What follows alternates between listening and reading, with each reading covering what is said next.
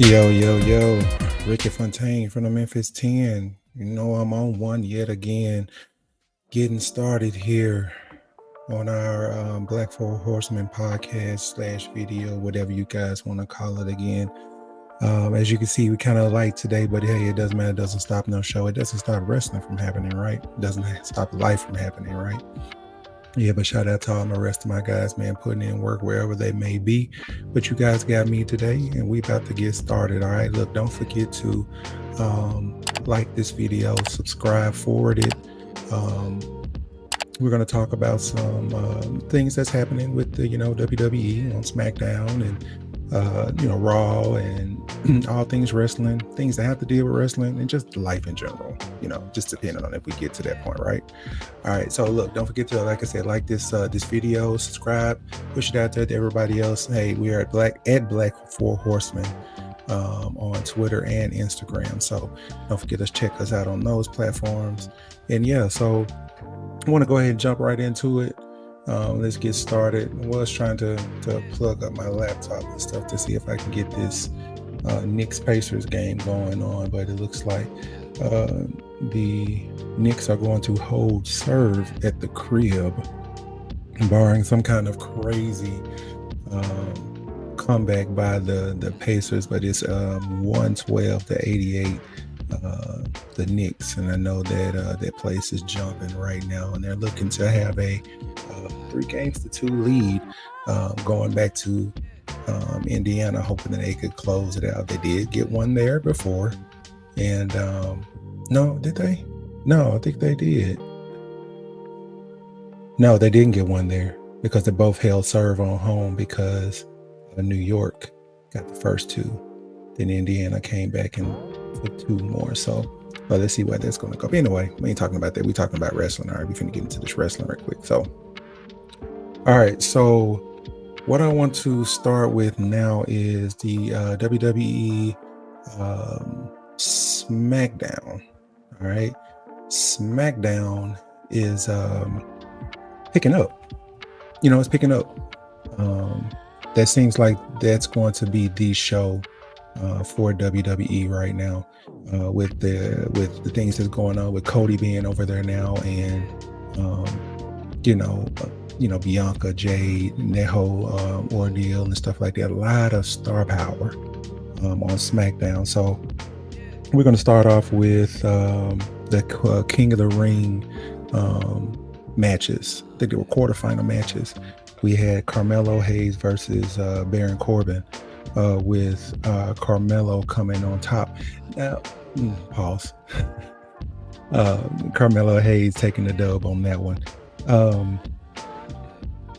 One thing that somebody pushed and said was the fact that the fans are now starting to kind of get behind Baron Corbin.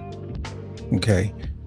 Baron Corbin was on up on the Raw brand and SmackDown brand, but they just could not figure out what they wanted to do with him. So they sent him down to NXT and paired him with Braun Breaker. They had some matches and stuff first, then they put them as a tag team, and people started to kind of feel Baron Corbin a little bit, and they dropped the titles all because it was time for Breaker to move up to the main roster, and so did Baron Corbin. But little things and stuff that happened here was the fans and stuff are starting to kind of pull behind this guy now. He didn't look like a jobber in this match. It looked like he was pulling his weight and doing everything that he could do to possibly win the match and steal one from Carmelo. But we know that they're, Melo is the future, and they're going to kind of, push him a little bit more. And out of all finishers to use, Corbin got picked up, got rolled up into a small package. And Hayes got the victory, which lets me know that they could possibly do something with Baron. I know it's a finisher, right? What can you judge off a finisher? Most people hit their finishers and stuff, and I've seen matches where Corbin just looked bad. They just made him almost look like a jobber. But he looked pretty strong in this match and was able to lose on a small package and stuff. I take it. instead of the, Melo don't miss. He needs to change that move. I don't just a top rope leg drop, or what they used to call it, an Alabama Jam or something back in the day. But might need to try to find him something. But I guess because he's small and able to use the ropes or whatever, that'll probably work for him. So I don't know. Melo gets the win and is moving on to the semifinals, where he will go against LA Knight. And LA Knight ended up beating, let's see, who did LA Knight beat? Santos Escobar. Was able to make quick work of Mr. Escobar there. And no. I got it backwards. LA Knight won his match that night. And then we had Randy Orton versus AJ Styles in the main event. And Randy Orton picked up the win there. It's almost kind of, with that particular match, like you kind of knew who was going to win almost, because we knew that AJ just got off of the Backlash, lost to Cody Rhodes and stuff. And from what I'm gathering with this King of the Ring thing is that they're going to get a shot at the World Heavyweight Champion, or I don't know if it's a champion of their choosing or whatever, but they're going to get a shot. So a lot of people I've read that said that, they should push AJ more, and that AJ needed it more. But I think that they're still trying to make Randy strong. Even though I don't see Randy winning in King of the Ring, I don't see him losing clean if he does. So Randy Orton moves on in this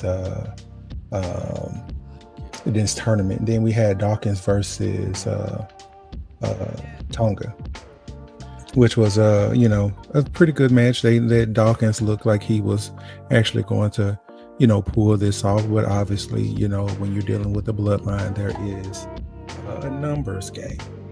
All right, there's a numbers game when it comes to those guys. So obviously with Montez Ford getting into the action or whatever, getting spiked outside, distracted Dawkins, and Tonga was able to get his finisher for the win. I think it was a decent match and stuff. I haven't seen Tommy Tonga in action before, but he looks like he can go. Looks pretty good in the ring. So looking forward to seeing how they're going to continue to deal with that when it comes to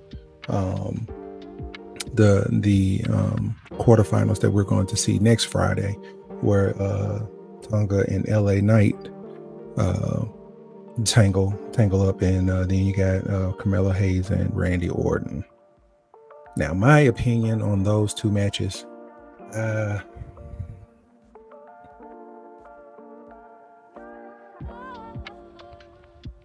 don't think they're both going to be clean matches. I think both matches will have some outside interference, because you have Tonga and LA Knight, and then LA Knight with the bloodline issues and stuff that he has had and back in the day.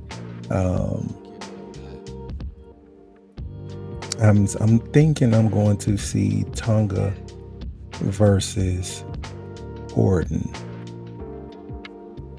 in the semifinals on Raw. That's what I'm gonna go with.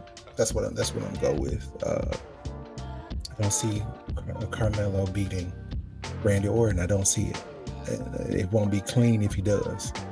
But I just don't see it right now. The young guy still need to cut his teeth.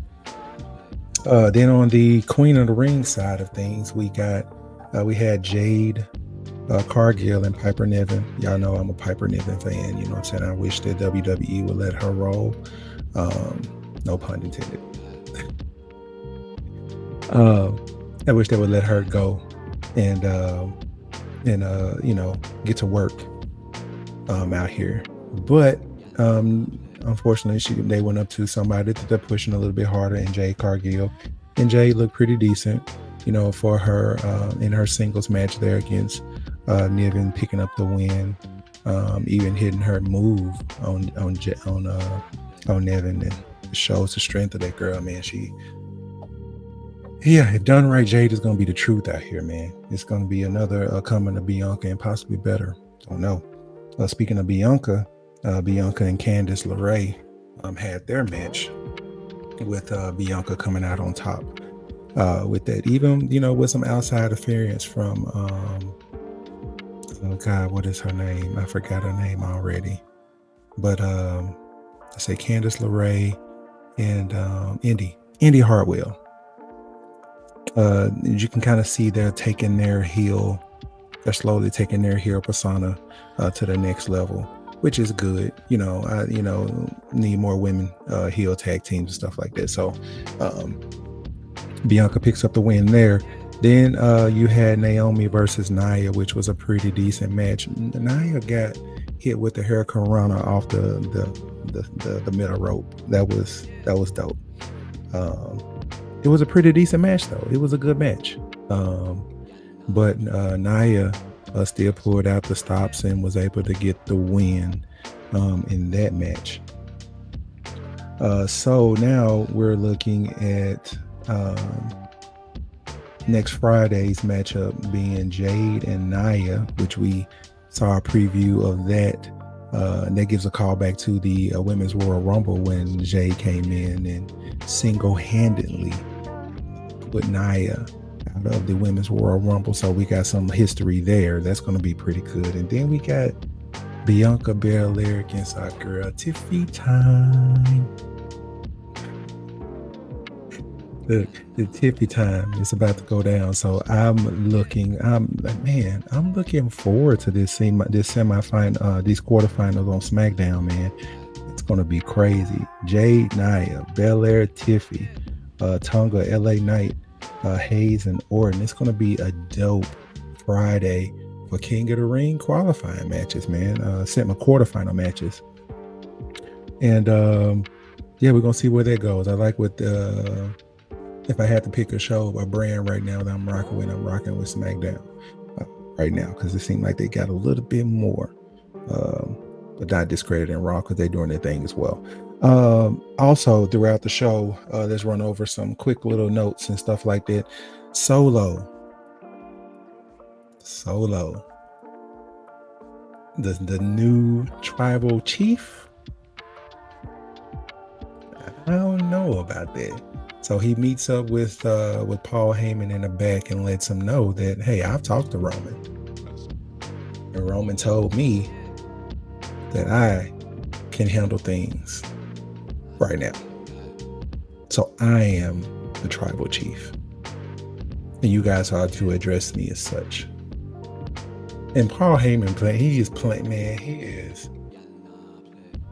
that lead went to 30. A 30 piece in New York.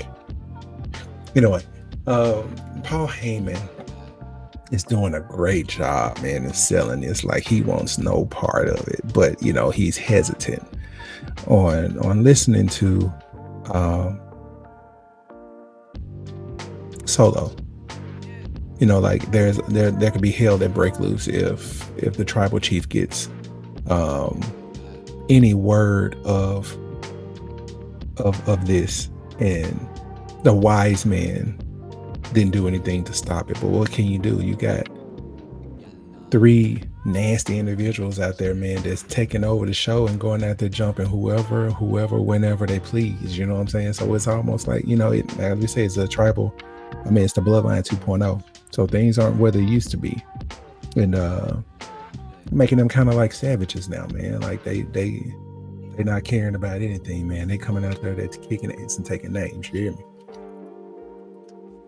And so that segment, ended with,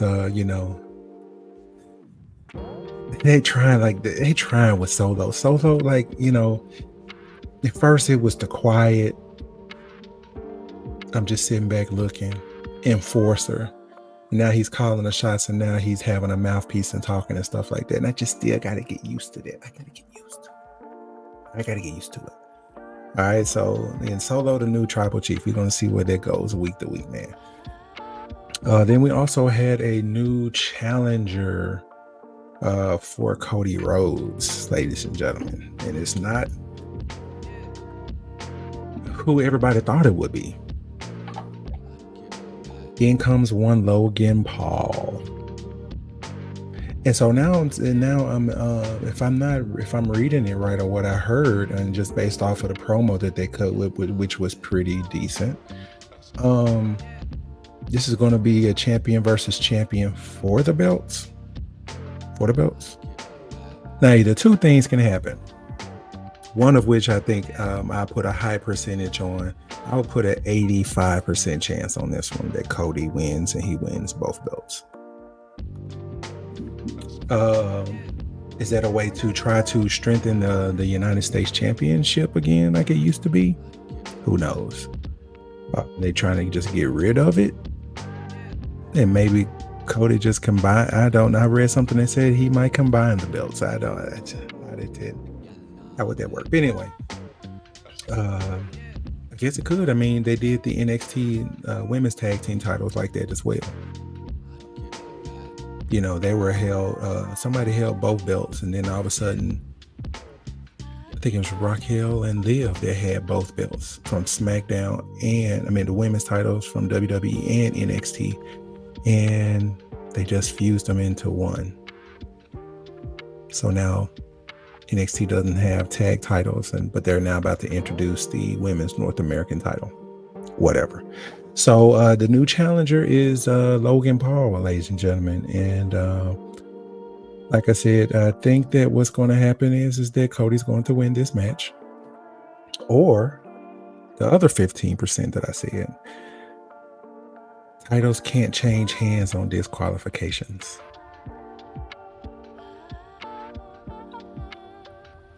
Cody's not getting disqualified. I don't know how this is going. Well, he might get disqualified. I don't know how this is going to work. If there's going to be a clean finish, Cody's going to win. If there's going to be some crap in the water or whatever, it's going to be a disqualification where Logan Paul wins by disqualification, or Cody wins by disqualification because somebody jumps in the match. One of those things is going to happen, but the high percentage shows that that Cody's going to possibly win the United States title. For what? And look, that's going to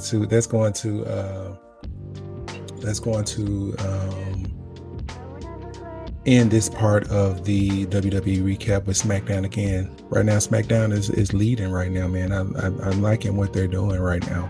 So yeah, just stay tuned on what we're going to do with that. Hey, I'm going to take this time to also go back. You guys know I like to talk about some of the other stuff that we're doing off the radar and supporting some of our other businesses of our friends and colleagues and stuff like that.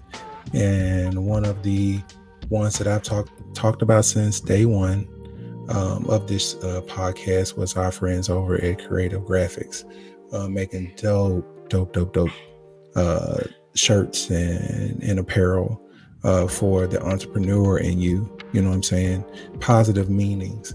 Asking what's in your DNA. You know what I'm saying? Is it drive? You know what I'm saying? The necessities. The what does that say? Say drive. Necessities and ambition. That's what DNA stands for when it comes to this one. So I got my gear and stuff like that. You guys should get yours too. Don't forget to go to www.creativegraphics. That's creativegraphics.com. I make sure I put that in the description box below, and you guys can go over there and support my homie, man. Let's get these shirts and stuff, man, rolling where he doesn't have anything else to do but expand and hire some people to get that off of his hands. So shout out to my guy Aaron over there at Creative Graphics. All right, so Now we're going to go into the WWE Raw recap, and we're going to pick up also with more Queen and King of the Ring quarterfinal matches to see who's going on to the semifinals. And we're going to start with Zoe Stark and Valkyrie. Match was just pretty decent. You know what I'm saying? I was thinking they were going to give give this one to Stark just to kind of keep her, just trying to figure out what she did, because she's good in the ring and stuff like that. But they're going to push Lyra Valkyrie, and she ended up picking up the win in a pretty good match. They had some pretty good spots in the match, but Valkyrie picks up the win. And the other quarterfinal, we had Io Shirai versus Shayna Baszler, which also picks up from another rivalry from NXT as well. So the women have history, even I think for the tag titles and all the other stuff. So they're not strangers by any means. And a pretty good match. It could feel like it could have went either way though. Like it would have been shocking if Shayna Baszler. I mean, it would not have been shocking if Shayna Baszler picked up the win, but they're going to continue to push Io Sky, and rightfully so. She's good in the ring. Even her moonsault looked better this week. Tiffany Stratton has the best off the top rope moonsault in the game right now. How she gets up there and just perfectly lays out for her finisher and stuff. Io, you need to get your moonsault game back up, okay? Because Tiffy time takes it right now. But anyway, Io wins, and Valkyrie wins, which sets up a pretty dope semifinal on the Raw side of things. I'm gonna take Io on this one though, because now you got Damage Control into it with Becky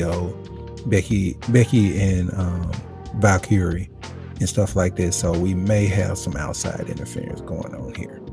So don't know, but I'm picking Io to win that one next week. The King of the Ring qualifiers, Kofi Kingston versus Gunther, and Jey Uso versus Ilya Dragunov. Now, one of these matches you kind of knew what's going to happen. What's what, okay? Kofi, we knew you weren't going to win the King of the Ring. Okay, we knew you weren't going to beat Gunther. If they want to pull something fast over us, they would make that happen. But it just doesn't make sense. Gunther continued to just roll through whoever's in front of him at this time, defeating Kofi Kingston with a power bomb into a Boston Crab type deal after working on his back throughout the whole match. Which, how can you just not like Gunther and his work ethic and how he puts on quality matches? He puts on quality matches, y'all. So Gunther comes away with that one. And then we had Jey Uso and Ilya Dragunov. Now this is one that I think they could have went either way. And I was surprised by the outcome, because everybody was thinking that Ilya was going to defeat Jey Uso so everybody can set up this Dragunov Gunther match on Raw again. Man, remember, they've had battles and stuff. They've had battles and stuff in the past. And it just seemed like it was going to be a shoe-in for that. You know what I'm saying? It seemed like it was going to be a shoe-in for that match. But Jey Uso pulled out the win. And they continue to push Jey. So next week, we're going to have Gunther and Jey Uso in the semifinals overall. You guys already know who I'm going to pick there. And it probably won't be clean either, because Drew McIntyre is lurking. He's always around. He's already mad that Jey Uso took his spot. And I just don't see Uso beating Gunther right now. Gunther is on the roll. He's going to be the King of the Ring. So that's just okay. I'm not trying to mess it up, but everybody kind of sees some of this stuff coming, and that's what bothers me about WWE sometimes. Um, let's see what else we have. We went over the Queen and King of the Ring. We also want to talk about the Carlito. Carlito now is out of LWO, and randomly now he is over in Judgment Day corner for some reason, which kind of makes sense because let's see, Dominic he's tried to get some of everybody to help them out, and it didn't work. Okay, it never works. So now Carlito's in the picture with Dom out and Rhea out and stuff, and that was his angle. Like, hey, you got these two people out or whatever. Maybe I can come in and I can help with Judgment Day business. And Damian Priest doesn't really like it. You don't trust him. And Carlito's like, hey, I get it, man, but hey, I'm gonna do whatever I can to earn your trust. Come later on that night, got a number one contenders match for tag titles, and JD McDonough and Finn Balor were in the match, and I think they went against like the Alpha Academy and New Catch Republic, and I think that was and somebody else or whatever. And Carlito came out and assisted Judgment Day and helped them pick up the win to become new number one contenders for the tag titles. So this is part of Carlito's way of trying to earn the trust of Damian and Judgment Day or whatever. So we're going to see where this storyline goes. It's very random, but hey, we're here. Okay. Alpha Academy continues to break down. 2 matches. You had Akira Tozawa going against Big Bronson Reed. For what? We know how that's going to end. And of course, it ended the way we thought it would end. And Tozawa was actually accompanied by I just drew a blank on his name already. Gosh, what is his name? Mini Kurt Angle. Chad Gable. And it came to my head finally before I started to type it up. But Chad Gable accompanied Tozawa down and verbally abused him after he ended up losing to Bronson Reed. Like, we didn't know that was going to happen. Like, you had a chance. When was the last time Tozawa won a singles match clean? So I don't know. But anyway, Chad Gable pretty much verbally destroyed Tozawa, and it went to commercial break, and that left to another match now where Gable comes to the ring again. This time Otis is fighting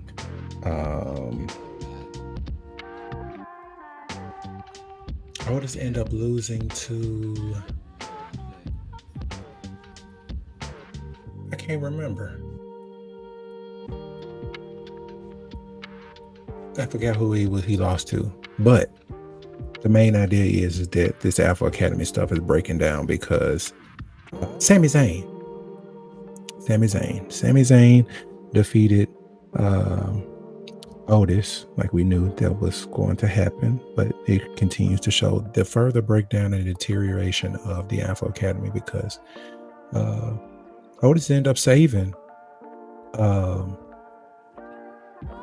Chad from a haluva kick from Sami Zayn, but in the midst of pulling him out and trying to stand him up and make sure he was all right, Gable snaps again, and this time he slaps Otis.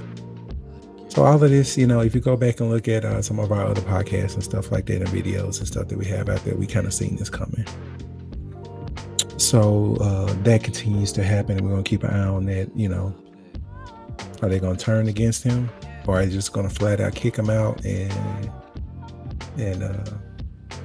let the Creed brothers jump right in? Because I kind of can see it. Everybody see it coming. So anyway, let's move on from that.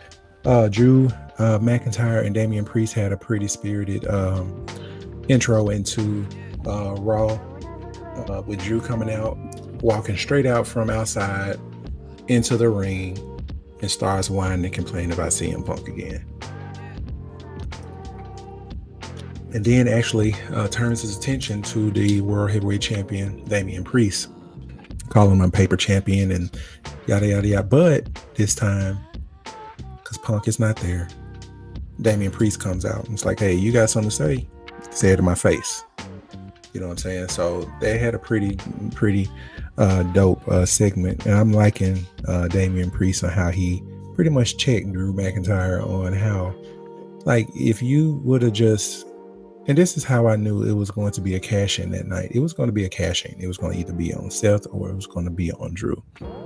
But when I saw Drew win and CM Punk was out there, kind of knew what was going to happen. Everybody knew what was going to happen.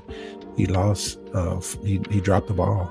He lost focus, and ended up getting his butt kicked by CM Punk enough for Damian Priest to come in and cash in. Okay. All of that stuff is Drew's fault. It's Drew's fault. You know what I'm saying? He's basically saying the stuff that we say all the time. But Priest ends up telling him, hey, once you clear, your elbow gets cleared and you're ready to participate in wrestling again, stuff like that, I'm not hard to find. You got your title shot. So that's going to be a good match, another match and stuff like that. That's going to be pretty dope down the line. But that was a pretty dope segment. The Liv and Becky feud continues. Becky was going against one of the members of Damage Control. Gosh, I forgot her name too. But that's my girl. What's her name? Come on, man. There's Io. There is Kairi Sane, and then there's my other girl, Dakota Kai. It's been a long day, y'all. It's been a long day. Dakota Kai. And Becky ends up putting Dakota in the disarmor, and Damage Control jumps in.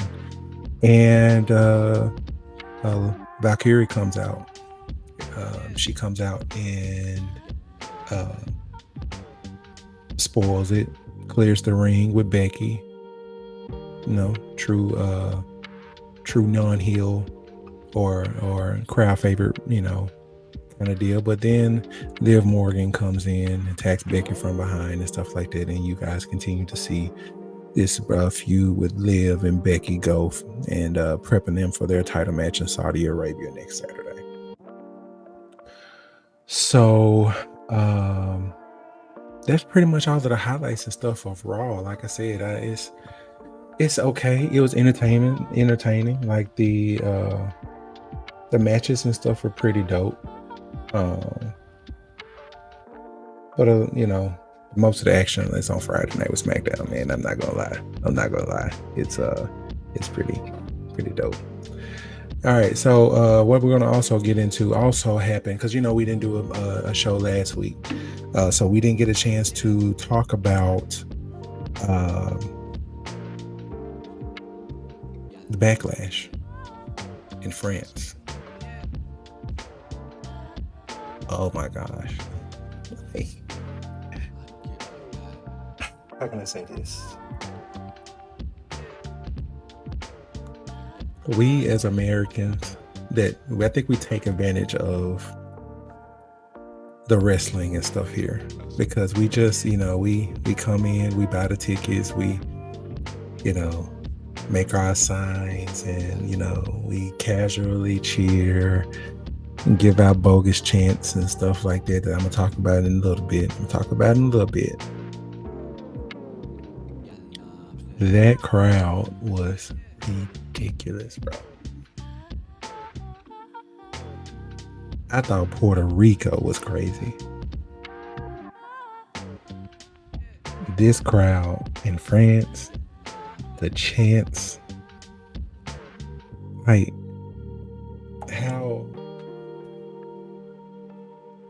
how like into it they were in the match. You know what I'm saying? And I even saw some BS about somebody posting like the fans made it more about them than watching the rest. BS.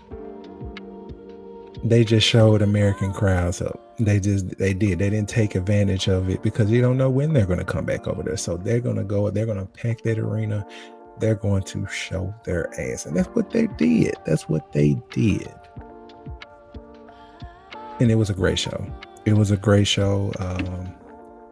My highlight is the Jey Uso entry with the fire, with the phone lights and stuff like that. Now everybody calling it fireflies and stuff like. No, it's just lights on the back of a phone. You know, God rest his soul, Bray Wyatt did have that going on, but I mean, you know, they linked it up with Jay and made that entrance and singing along to the song, and it was a dope entrance. I got goosebumps.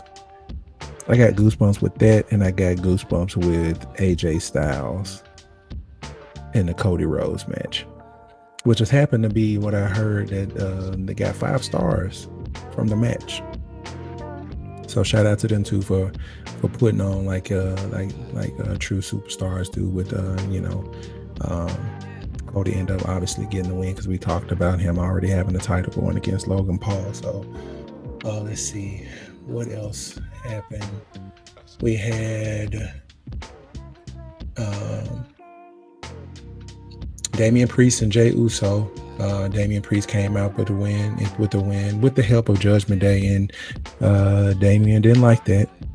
He didn't like that. He apologized about it, but he didn't like that. He went off on them because Damian wants to kind of do it himself, and I respect that. You know, you don't want to be a champion where every match that you get into, there's going to be outside interference. Nobody wants to be a champion like that. So Damian wants to be that kind of champion. Is that putting cracks in Judgment Day? That's to be determined. Let's see, Bayley retained her championship against Naomi and Tiffany Stratton, which was a pretty dope match with Bayley coming out and getting the win over Naomi. She didn't pin Tiffany, still making Tiffany look strong. Tiffy time is something serious out here, man. Asuka and Kairi Sane dropped the titles. We've been talking about that for the last 2 weeks. Match wasn't all that good and a lot of botched spots. But the main thing with Bianca and Jade getting the tag championships off of them, and might be holding it until Jesus come back. I just don't see anybody beating them, and it won't be clean. It won't be clean if they do. It's gonna take a breakup for them to lose these titles, or somebody getting hurt, because those women tag team titles are known to be cursed. Somebody always gets hurt, whoever holds them, because now Asuka is hurt. Then Asuka and Kairi Sane had a title, and Asuka's hurt. I hate to say that, but hey, these are the breaks. Randy Orton and Kevin Owens lost to Solo Sikoa and Tama Tonga. We already knew that was coming. But what we didn't know is that the surprise appearance, not surprise, but Tommy Tonga's brother came in. What was his name again? Let's see. I even saw the view of the botch entry with his brother coming out from the ring, the referee, he couldn't get to the referee leg in time, so the referee had to pull that hand up for that 3 count just a little bit higher than normal and stop the count because he knew that there was supposed to be some outside interference. So I think his name was Tongaloa, something like that. But anyway, they picked up the win in a pretty dope match. The fans were into that match and stuff as well. But that further solidifies this Bloodline 2.0. There are rumblings of Jacob Fatu coming in. We don't know where or when or what side of this bloodline he's going to be on. But there's a lot of rumblings about Fatu and outshining Solo, and it's just gonna make Fridays more interesting to watch, man. It's gonna make them more interesting to watch. SmackDown is where it's at right now. It is. So I wanted to kind of get a quick take on Backlash since we didn't talk to you guys last week. Pretty decent show, and now we got another PLE, the King and Queen of the Ring, that's going to take place in Saudi Arabia next Saturday. So we'll have some recaps on that, and we'll have a new King and Queen of the Ring. So see where that goes. Now I want to talk about another thing that bothers the crap out of me when it comes to this, because I saw this is going to lead in the last two things we're going to talk about on this podcast today is annoying crowd chants. So I've always wanted to talk about this. Okay. This is awesome, and you deserve it are two of the most annoying chants in wrestling today. I'm sorry. It is. And it's just like every match has their different spots. But every time somebody does something, it's awesome, but not every match. This is awesome. It is pulled in all matches. Hell, if Tozawa wrestled and did something crazy off the top rope onto the floor, we'll probably get a "this is awesome" out of no, that match is not awesome because we know that Tozawa is going to lose. This is awesome chants annoy the hell out of me. They really do. And I wish you guys would stop. Stop it. And you deserve it. This is something that fans are doing to get on the side of wrestlers and stuff like that. Some people do deserve it. Okay? Some people do deserve it. But some people don't. Okay? If a person gets hurt and they were a heel and all that other stuff and they got to step away and all of a sudden you deserve the championship after you won, come on, man. Like Cody, he deserved it. He did. But sometimes those chants, man, they irritate the hell out of me.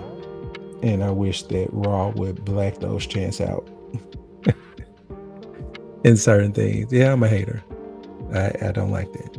That's just me. Whatever. Y'all comment on it or get into, get in the comments and go off on me about that. I don't care. But those two chants and stuff, I can live without. And the last thing we talk about, since we're talking about fans and things like that, I have a question for you. Can we have true heels in the industry in 2024 when it comes to wrestling? Can we? Really? Think about it. I came across this post on Instagram, and it said that, agree or disagree, wrestling needs more heels like Rick Rude. Rick Rude was a heel. Don't think Rick Rude was a babyface ever that I've seen. If you've seen it, let me know in the comments if you've seen Rick Rude as a heel for all my old season folks, or people that like to do some Googles and whatnot.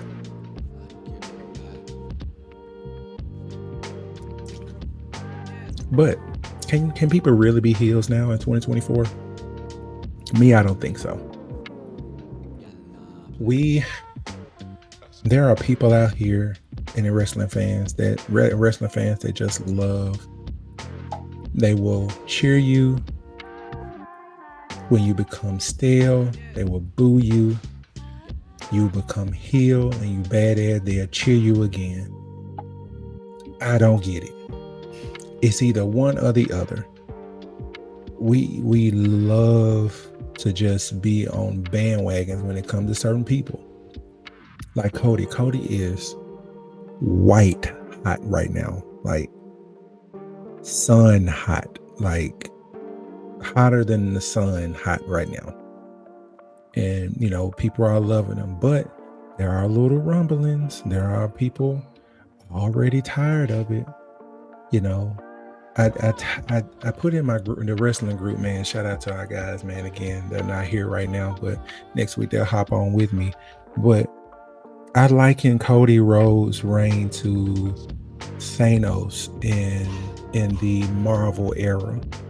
Those movies in that particular saga, the build, man, from the first Iron Man all the way to the Avengers, the last Avengers, the one that was 3 hours long.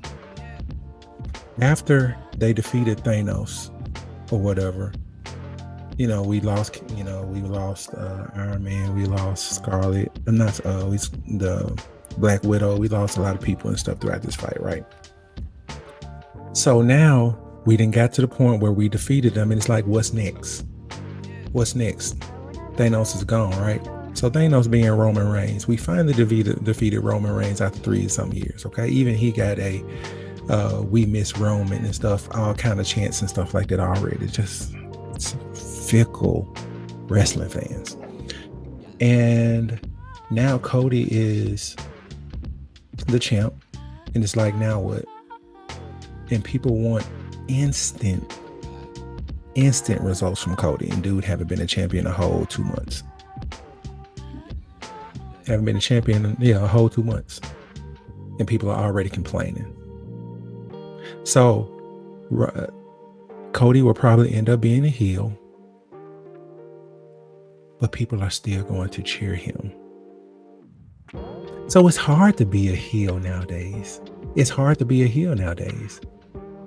And stuff that Rick Rude and stuff are doing, it won't fly today. It will not fly today. Man, I remember, him having Ultimate Warrior face spray painted on his ass or his crotch or whatever. Like,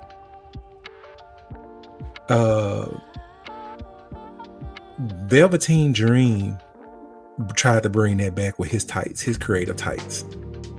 You know what I'm saying? But it's certain things and stuff like that won't fly as heels and stuff anymore. And the fans will not let it. They won't let it happen. They won't let it happen because they will cheer it. They won't boo. MJF, was it MJF? Maxwell Jackson? Yeah, MJF was a heel. And they just continued to cheer him until he became over as a babyface. Some people look good as heels, but the fans will not let it happen. They won't let it happen, and I won't think there will be a true heel. Logan Paul, Dominic Mysterio. There are people who just don't like them. Okay, so maybe they could be true heels. Who knows? But the fans won't let it happen in 2022. There will not be somebody to just have just ultimate heat and nobody's cheering. There are people cheering for Dom. There are people cheering for Dom out there.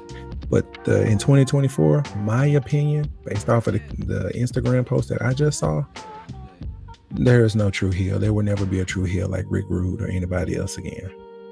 It just won't. The fans won't allow it. Everybody's too finicky and wanted to jump over here and stuff because they can't. They just go both ways when it comes to that. So anyway, let me know what y'all think in the comments and stuff like that on if there will be if there can ever be a true heel in wrestling today. But I think that's it. That's all I have today. I appreciate you guys tuning in, whether you see it now or see this later or listen to it later, because we're trying to get our podcast going on. So whether you don't see me but you're listening to me, we appreciate you rocking with the Black Four Horsemen this week. So don't forget to like, subscribe, follow us on Twitter and Instagram at the Black Four Horsemen. Let me put it back down here. Like, I got a little thing down here, showing you guys what's the business. You know what I'm saying? Don't forget to like us and follow us and subscribe on YouTube, the Black Four Horsemen. Spread the word, spread the love. You got people out here, man, just trying to about what they love and do what they love out here, and maybe get something out of it. All right. Look, I appreciate you guys rocking with the Black Four Horsemen. Again, this is your boy Ricky Fontaine. The rest of the horsemen will be back on the saddle next week, I hope. But again, we're doing life just like you guys are. So thanks for rocking with us, man. And we out.